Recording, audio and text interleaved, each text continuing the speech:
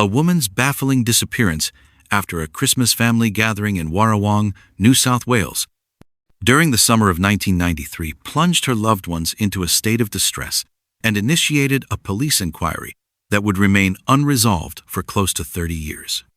Born in 1944 and later known by her married name, Pauline Lawrence, was 49 years old and resided in the Wollongong region suburb of Warrawong in southern New South Wales, Australia. A dedicated mother to 3 children, Pauline possessed a creative flair, which she expressed through crafting and sewing, often altering clothes for her family. The early 1990s marked a period of significant change for Pauline. She underwent a divorce, an emotionally taxing process that ended in a financial settlement. However, just as she was starting to rebuild her life, her simple and unassuming existence was tragically cut short, forever changing the lives of those who cherished her. During the Christmas season of 1993, Pauline was with her family. What should have been a festive time turned into a period of deep concern when her family could not find her. Her abrupt and unexplained absence was alarming, and after being unable to make contact with her, they filed a missing person report with the police.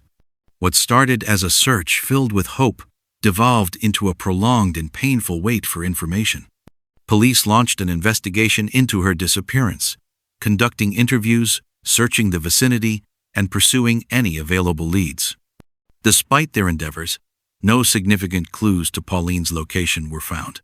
The case went cold early on due to a lack of substantial evidence, hindering the investigation's progress. As months stretched into years, the investigation made little headway. In 2008, 15 years after she vanished, the police came to a somber conclusion. Based on an unconfirmed sighting from 1993, they deduced that Pauline had likely died around the time she went missing. This assessment, though not backed by solid proof, was a turning point in the case. With no new leads, the investigation was essentially halted. This declaration brought no solace to her family.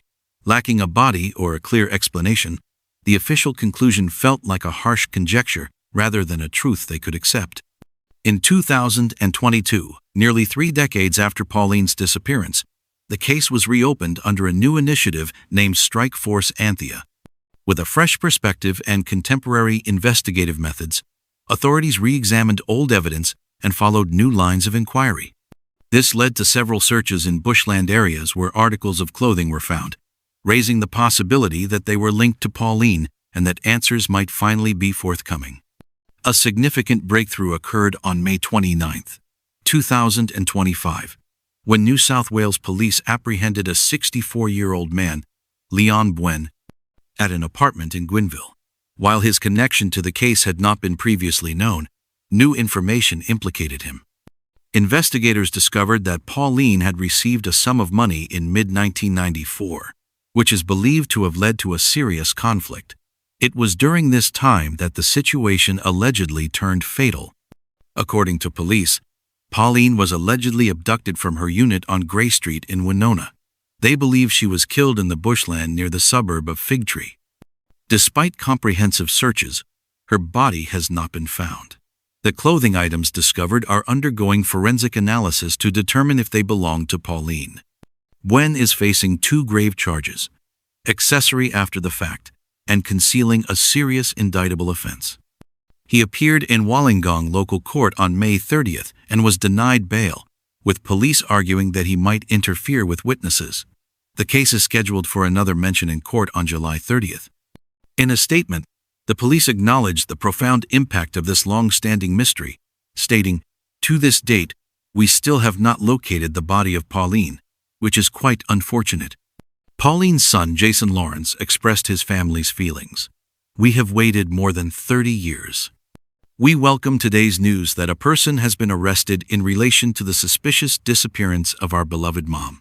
We miss her every day, and her disappearance has taken a huge toll on myself and our entire family. We thank the police officers for never giving up hope, and we look forward to the outcome of this investigation." In August of 2003, a welfare check in Milford, New Hampshire, led police to the grim discovery of a body in a state of decay. While initial suspicions pointed close to home, the brutal killing remained without a resolution for more than 20 years. Paul Hurl, born on November 16, 1952, was a native of Massachusetts who worked as an antiques dealer. Paul had been married previously, but the union ended in divorce. He was a loving father to his teenage son, Douglas, for whom he cared deeply. However, the father-son relationship was fraught with tension and growing difficulties.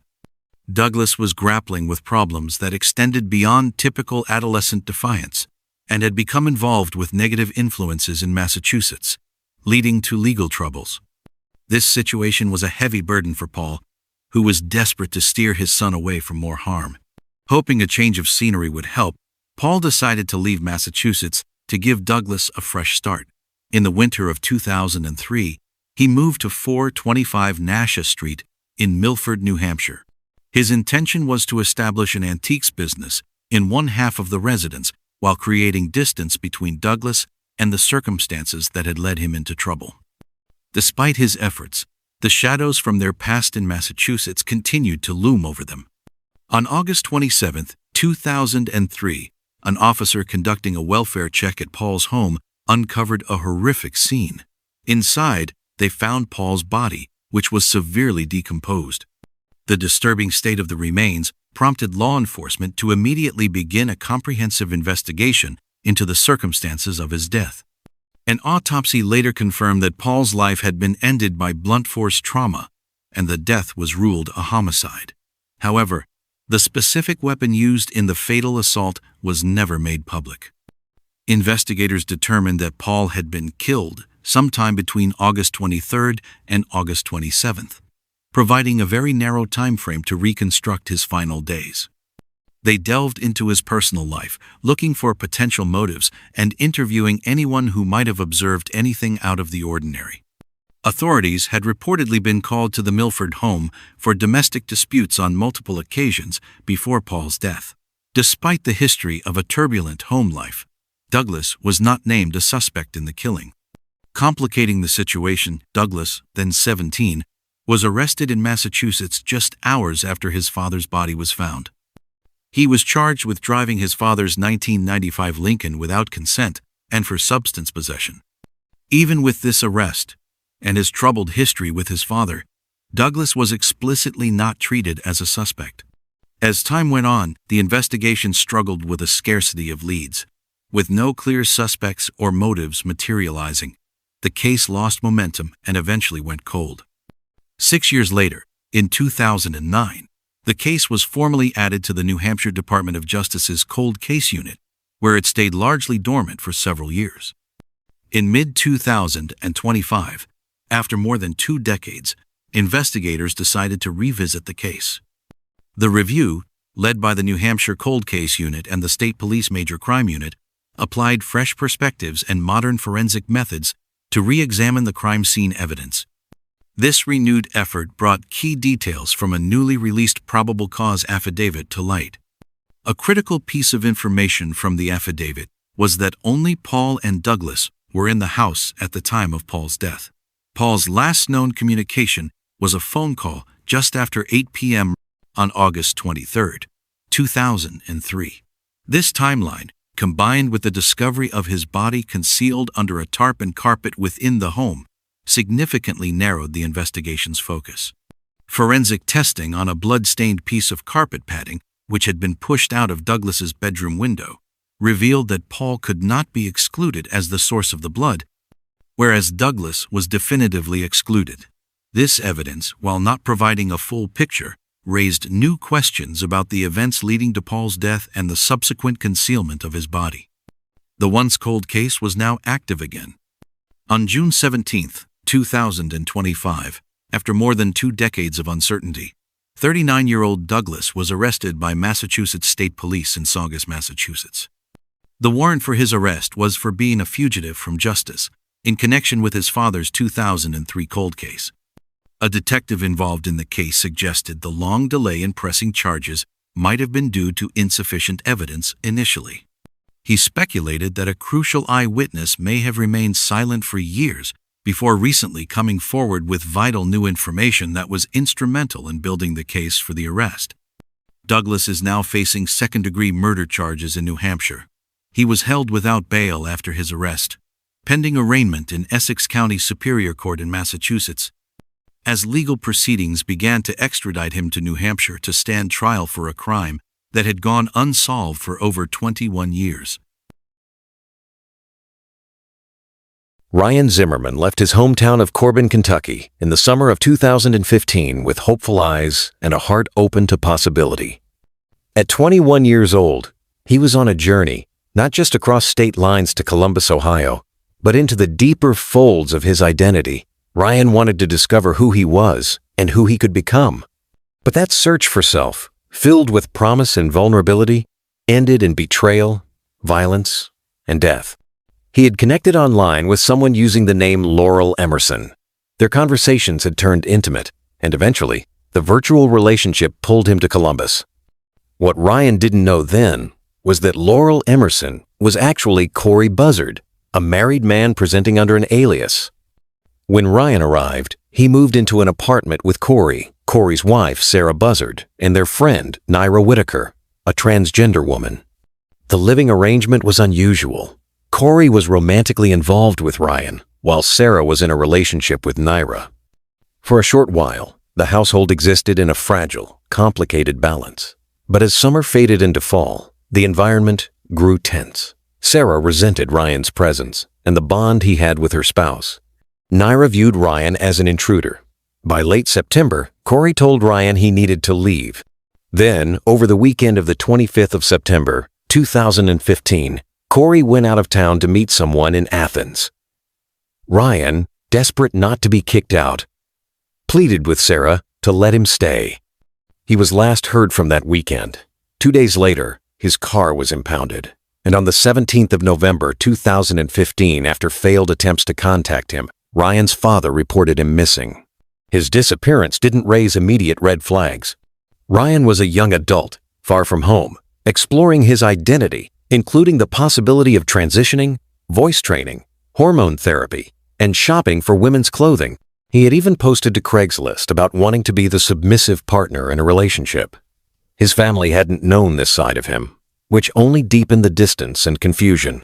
For months, nothing happened.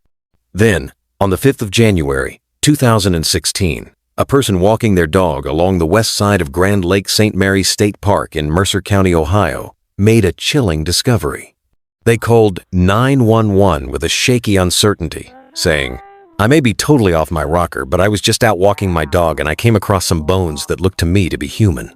Authorities confirmed the bones were indeed human. What they found was only a partial body, most of the torso, but missing parts from the elbows and knees down, and notably, the skull.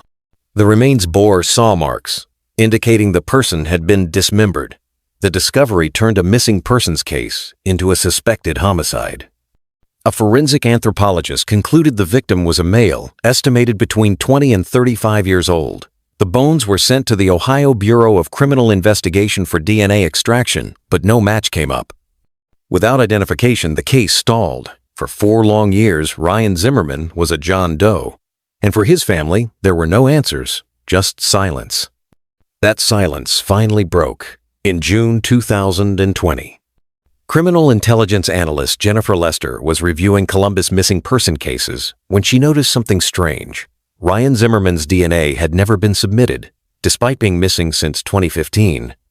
Investigators quickly obtained samples from his parents in Corbin, Kentucky. The results were conclusive. The partial remains found in the park in 2016 belonged to Ryan Zimmerman. But knowing who he was still left the larger question unanswered. Who killed him? Lester and the team dug into Ryan's digital footprint, Google searches, texts, social media messages. They unearthed his relationship with Corey Buzzard, the apartment arrangement, and the rising tensions before he vanished.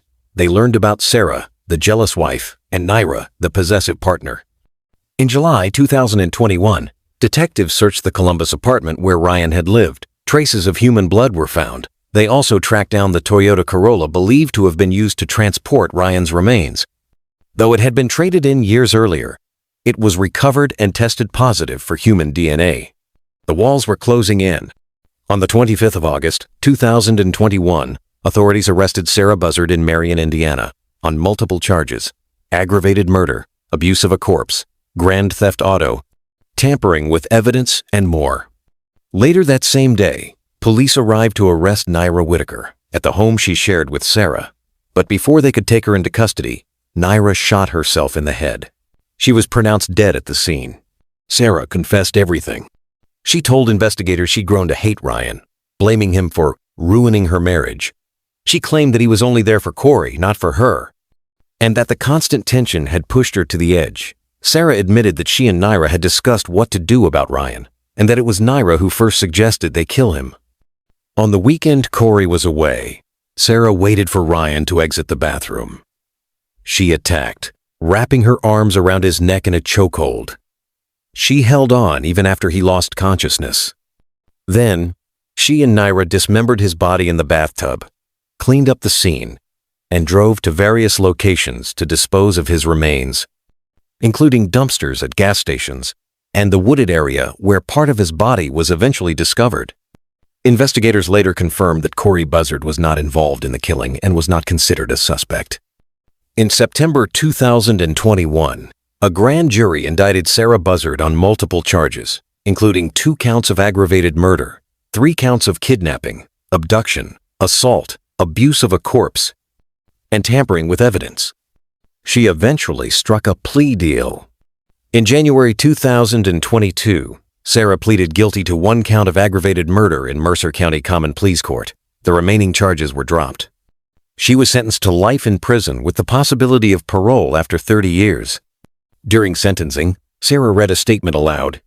"Not a day goes by that I do not wish for a chance to take it all back.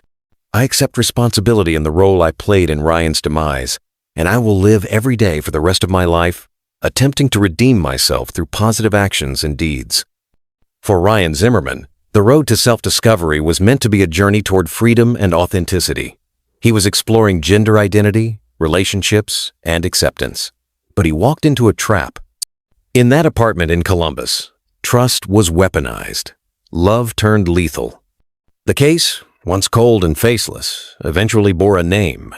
It was the name of a young man who wanted to live as his truest self, but instead paid for that courage with his life. The Black Hills of South Dakota, known for their sweeping vistas and dense pine forests, carry a kind of solemn quiet that can either comfort or haunt. On the 31st of August, 2013, that silence was shattered when a photographer taking scenic shots near Mount Rushmore made a disturbing discovery just off Iron Mountain Road near mile marker 54 and the Pigtail Bridge. There, hidden in the brush, lay the badly decomposed body of a woman. Her name was Meshel Will. Meshel, 38, had come to South Dakota just months before, hoping to start a new chapter. Originally from Wisconsin, she had only lived in Custer for about 6 months. Those who knew her said she had a soft, trusting nature, a trait that made her warm but also vulnerable. She was last seen alive on the 24th of August, 2013, in Keystone, after checking into the Brookside Motel with her boyfriend, Richard Melvin Schmitz. 6 days later, her body was found dumped just north of town, abandoned in the trees like an afterthought. The investigation into Meshel's death began swiftly. Schmitz was quickly identified as a person of interest, but the case stalled due to a lack of solid evidence. Days turned into months, and months into years. The trail grew cold, and the whispers around her disappearance began to fade. But not everyone moved on.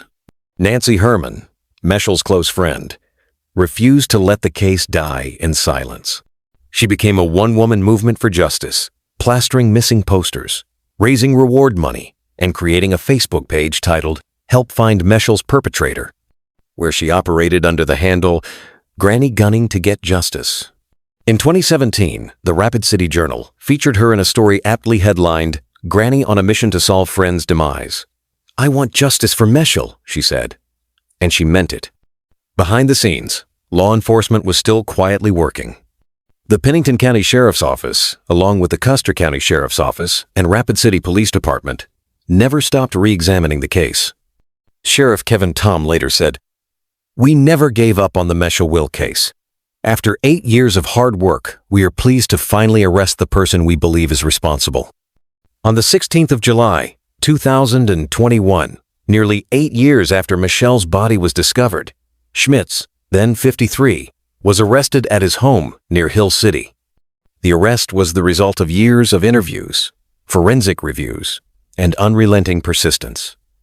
Finally, someone was being held accountable. The community hoped it would mark the beginning of long overdue justice. But the story was not yet finished. While Schmitz had always denied involvement, new details began to paint a different picture. Prosecutors revealed that he had admitted to being mentally abusive to Michelle and had a deeply troubling history of violence. In newly surfaced documents, other women described terrifying experiences. 2 claimed Schmitz had tried to end their lives. The case against him now seemed less about mystery and more about accountability. A grand jury indicted him. Prosecutors charged Schmitz with second-degree murder. They argued that what happened in Keystone wasn't a tragic accident or misunderstanding. It was the violent culmination of a pattern of abuse. For years, Meshel had lived under the shadow of emotional manipulation. In the final days of her life, she had likely endured something far worse. Yet in January 2023, Schmitz entered an Alford plea, not to murder, but to second-degree manslaughter. This legal maneuver allowed him to maintain his innocence while acknowledging that the evidence could likely result in a conviction. It was a compromise, a reluctant step toward closure. During sentencing in March 2024, both sides made their final pleas. Prosecutors pushed for the maximum 10-year sentence. They told the court that Schmitz was fortunate to even be offered a plea deal and that Meshel had not deserved to die as she had, abandoned on the side of a mountain road, her body left to rot under the trees. Schmitz's defense painted a different picture. They claimed there were inaccurate facts, argued that Schmitz had health issues that would have made it physically impossible for him to move a body, and even suggested that Michelle might have wandered off and died on her own. They argued that there was no conclusive proof that her life had been taken. But Judge Craig Feifel didn't buy it. In delivering the sentence, he was firm.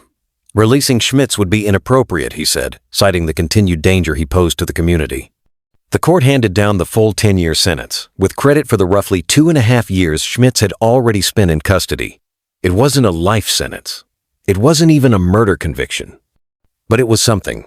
It was a moment of accountability in a case that had gone unanswered for far too long. Roxanne Hammond, the senior deputy for the Pennington County State's Attorney's Office, said it plainly, "I'm happy to have a resolution to this case after over a decade." For those who knew and loved Meshel Will, the grief remains. No sentence can undo the years of silence. No courtroom ruling can erase the image of a woman's life discarded in the forest. But thanks to the tenacity of a friend and the determination of law enforcement, Meshel's story won't end in a cold file or a nameless grave. Her name is remembered. Her life mattered. And finally, after 8 years of evasion and almost 2 more of court delays, justice found its way through the pines.